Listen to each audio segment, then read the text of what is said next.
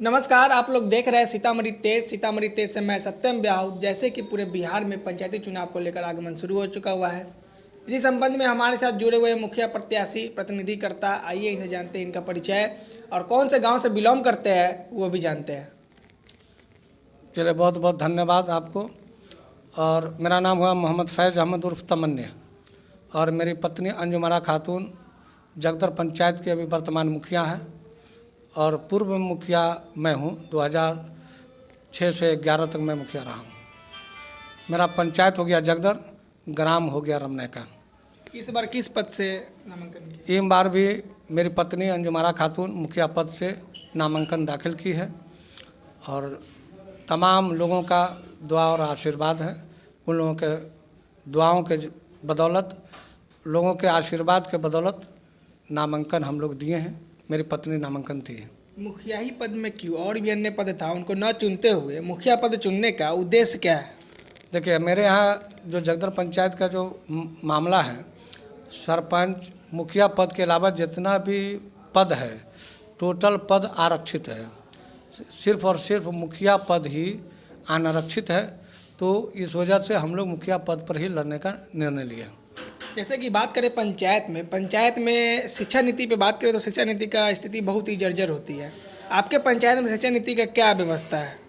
देखिए, मेरे यहाँ 6 प्राइमरी स्कूल है मेरे क्षेत्र में, और लगभग सभी विद्यालयों का जो पहले जो भवन का जो स्थिति जर्जर था, पहले उसको हमने सुधारने का काम किया।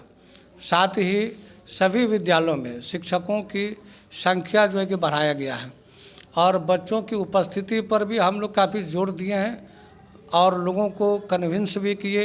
बच्चों की उपस्थिति भी अच्छी खासी अभी चल रही है। बीच में लगभग 1-1.5 साल से लॉकडाउन होने की वजह से, कोरोना की स्थिति को देखते हुए शिक्षा थोड़ा सा डाउन हुआ है, लेकिन फिर उम्मीद रखते हैं कि कोरोना ख़त्म होने के बाद इंशाल्लाह मेरे यहाँ का जो शिक्षा व्यवस्था है बिल्कुल सुदृढ़ होगा और मजबूत होगा। उसको हम लोग करा रहे हैं। स्वास्थ्य व्यवस्था को लेकर बात करें तो आपके पंचायत में क्या स्थिति है? देखिए, स्वास्थ्य का जो मामला है, मेरे यहाँ एक छोटा सा हॉस्पिटल है, उसमें एक एनएम और एक डॉक्टर वहाँ पोस्टेड हैं। लेकिन स्वास्थ्य के बारे में हम थोड़ा सा ये कहना चाहेंगे कि जो बड़े पदाधिकारी है, खास करके चाहे जिस डिपार्टमेंट का हो, वो मुखिया को दबाने का कोशिश करते रहते हैं, और वो सारे पदाधिकारियों को, ये चिकित्सा पदाधिकारी परिहार, वो अपने हॉस्पिटल में प्रतिनियुक्त करके रखे रहते हैं। लेकिन फिर भी हम लोग समय समय पर अगर किसी भी तरह का मामला होता है और कोई बीमारी किसी के पास है, तो उसको इमीडिएटली हम लोग परिहार उप स्वास्थ्य केंद्र में ही उसका ट्रीटमेंट करवाते हैं, और स्वास्थ्य का भी इंतजाम करवाते हैं। जैसे कि 5 साल आपका कार्य पूरा रहा है, 5 साल में आपका क्या क्या कार्य रहा है? पूरे 5 वर्षों में सबसे पहले 2016 में जब मेरी पत्नी मुखिया बनी, तो लगभग सैकड़ों दलित महादलित के निजी ज़मीन में मनरेगा से मिट्टी भराई का काम किया। दूसरा, जितना भी गली नली था, सारे गली नली को हम लोगों ने कंप्लीट कराया। तीसरा, 13 वार्ड में सबसे पहले परिहार ब्लॉक में मैं अपने पंचायत में नल जल का काम स्टार्ट किया था, जो अब तक 13 वार्ड में मेरा पूरा काम फाइनल हो चुका है। कुछ 20% ऐसा है जिसमें अभी काम रुका हुआ है, जो इंशाल्लाह उम्मीद है कि आने वाला वक्त में हम लोग उसको पूरा 100% कंप्लीट करने का कोशिश करेंगे और काम में सफलता मिलेगी। तीसरा है श्मशान का मिट्टी भराई कराया, कब्रिस्तान का मिट्टी भराई कराया। 300 लोगों को प्रधानमंत्री आवास योजना दिया, जो फ्री ऑफ कॉस्ट, बगैर किसी बिचौलिया के, बगैर किसी दलाल के। जैसे कि आपने कहा प्रधानमंत्री आवास योजना का बात, तो कई पंचायतों में तो ये मामला आता है कि 10,000 20,000 घुसखोरी का दलालों के द्वारा ये लिया जाता है। क्या आपके पंचायत में ये? मैं चैलेंज करता हूँ, अन्य पंचायतों की बात तो मैं नहीं करूँगा, लेकिन मैं अपनी बात करूँगा कि मेरे पंचायत में अगर एक भी व्यक्ति अगर साबित कर देगा तो मैं राजनीति छोड़ दूँगा।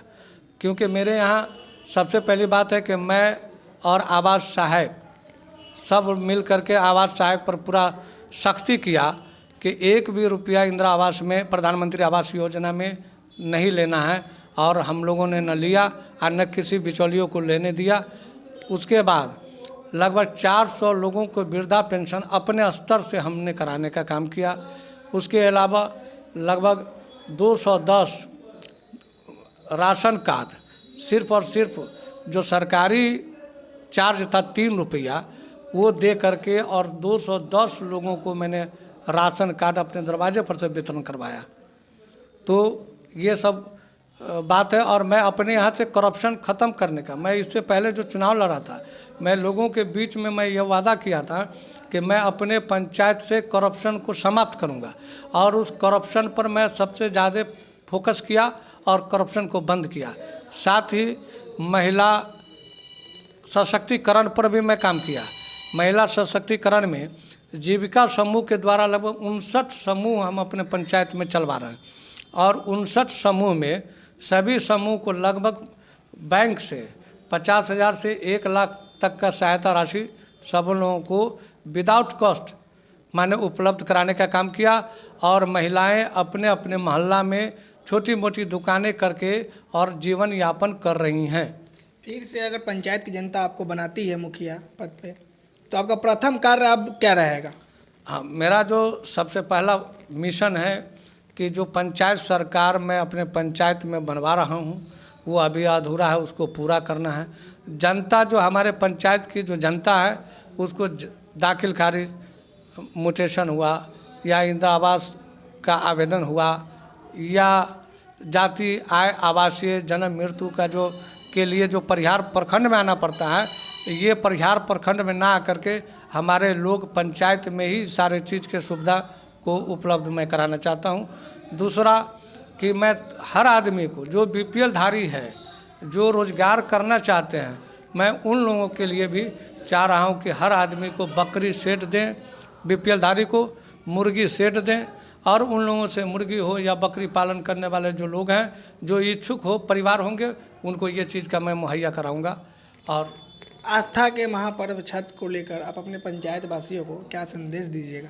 मैं इस आस्था के महापर्व छठी माता के शुभ अवसर पर मैं अपने पंचायत के तमाम लोगों को सुख शांति और समृद्धि का मैं संदेश देना चाहता हूँ।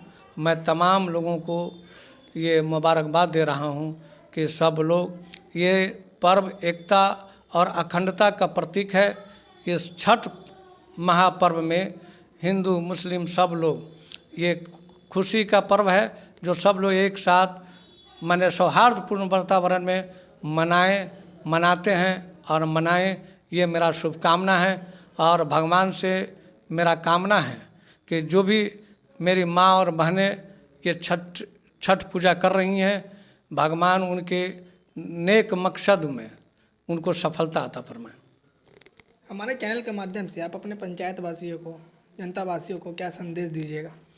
मैं आपके चैनल के माध्यम से मैं अपने पंचायत के तमाम मतदाता मालिकों, बुजुर्गों, दोस्तों, नौजवान साथियों का मैं आभार प्रकट करता हूं, क्योंकि जिन्होंने एक दफ़ा नहीं बल्कि 2 दफ़ा मुझे इस पद पर बनाए रखने का काम किया। तीसरी बार फिर लोगों की ये सोच है कि फिर तीसरी दफ़ा भी मुखिया मैं आप ही को बनाए और लोग मनसा बना चुके हैं। और भगवान एकता और अखंडता को पंचायत में बनाए रखने के लिए भगवान की महिमा देखिए कि हमको ढोलक छाप मिला। जो ढोलक हर खुशी में ढोलक ही साथ रहता है और लोग ढोल बजा करके अपनी खुशी का इजहार करते हैं, तो एकता और एक अखंडता के प्रतीक है ढोलक। और इस ढोलक पर हमको पूरा उम्मीद और भरोसा है कि हमारे सभी पंचायत के मतदाता मालिक इस बार भी ढोलक बजाएंगे और ढोलक बजा करके माने अपने खुशी का इजहार करेंगे। क्रम संख्या कितना पे हो गया? मेरा क्रम संख्या 2 पर है, 2 पर है ढोलक छाप। एक बात और, इलेक्शन के टाइम में तो सभी प्रत्याशी बड़े बड़े वादे करते हैं, लेकिन वही जीतने के बाद अपने वादे पे कायम नहीं हो पाते हैं। देखिए, मेरा मामला जहाँ तक है, मैं अपनी बात बता रहा हूँ कि मैं 2 दफ़ा 2001 से मैं चुनाव लड़ रहा हूँ। राजनीति में मैं 92 से राजनीति में आया। 2001 से लेकर के 2006 में मैं बैक कर गया और 2006 में भी मैं मुखिया बना। लोगों का मान सम्मान हमको मिलता रहा और मैं जो वादा किया उस वक्त भी 2006 से 11 के पीरियड में भी मैंने अपने वादे पर खरा उतरा। उसके बाद 2016 में मेरी पत्नी मुखिया बनी। मैंने जो वादा किया था लोगों के समक्ष, मैं उस वादा को लगभग 90% कंप्लीट करने का काम किया। और मेरा एक मिशन रहता है कि सबका साथ, सबका विकास और सबका सम्मान। और इस वादे पर मैं आज भी अडिग हूँ। पहले भी मेरा वादा था, आज भी मेरा वादा है और ये आजीवन में अडिग रहूँगा। धन्यवाद। इस वक्त तक रहे थे सीतामढ़ी तेज।